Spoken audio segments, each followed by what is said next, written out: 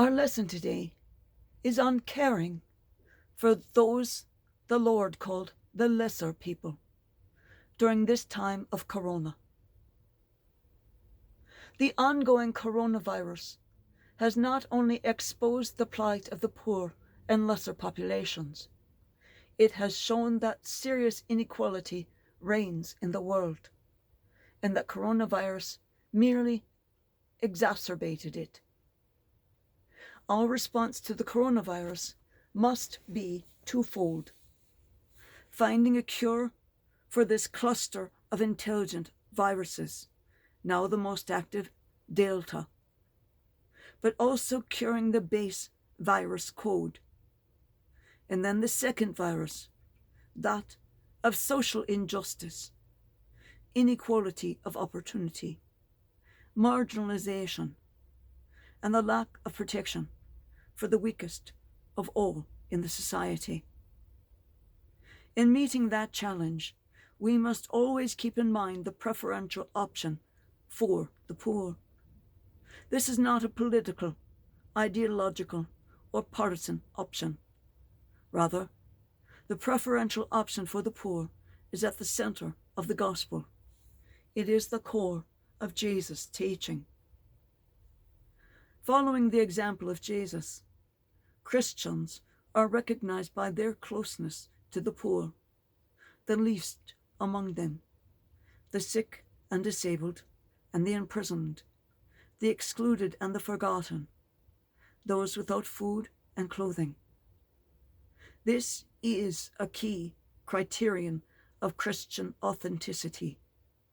This is not the duty only of a few, but of every Christian, of every denomination across the board.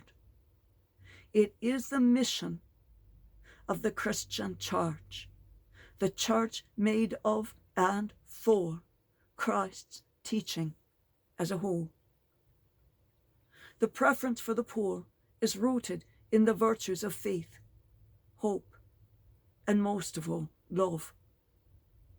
Going beyond the bare necessities, it implies walking together, allowing ourselves to be evangelized by these lesser folk who know the suffering of Christ well, letting ourselves be infected by their experience of salvation, their wisdom, and their creativity, and feeling Christ's love of them, Christ's love for them, come over us and enrich us as we become a greater part of his chosen first ministry.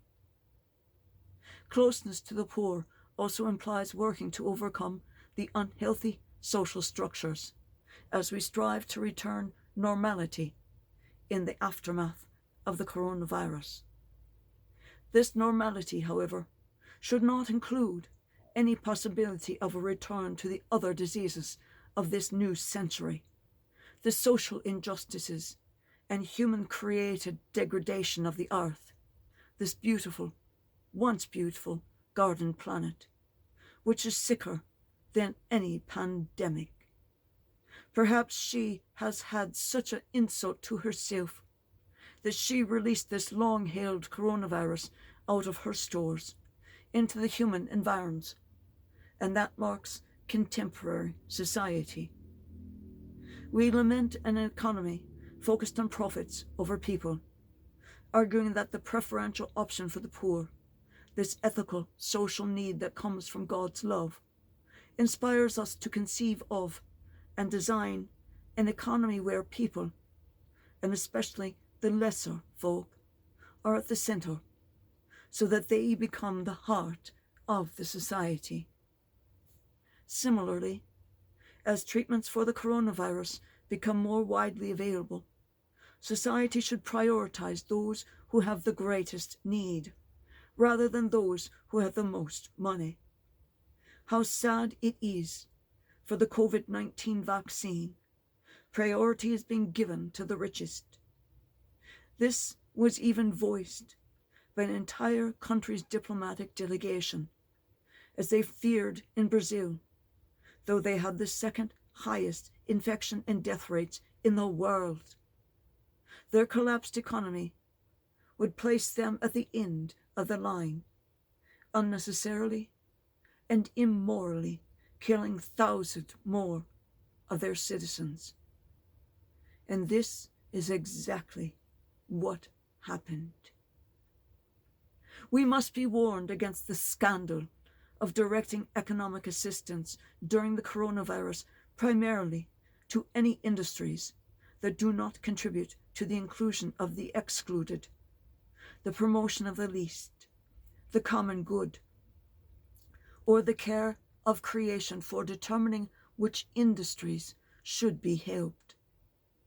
Which are the 4 criterion proposed by Pope Francis, the Archbishop of Canterbury, the leaders of the 7 Orthodox churches, the leaders of the 19 Protestant churches, as well as the major imams in the Sunni and Shia Muslim faiths, and the great rabbis of the Jewish Orthodox, the Jewish Conservative, the Jewish New Church. Looking ahead, if the virus were to intensify again in a world that is so brutally unjust to the lesser folk and vulnerable, then we must change the world. Jesus is the example, the doctor of integrated divine love. We must act now to heal the wounds caused by the small, invisible viruses, and to heal those caused by the serious, invisible social injustices. To accomplish this, start from the love of God, using the formula of Jesus by switching status with position. Those who are first shall be last and humbled, and those who are last shall be first and exalted. Starting from love, anchored in hope, and founded in faith, a healthier, more secure world will be created from the ashes of the coronavirus. If it be your will, Lord, if it be your will.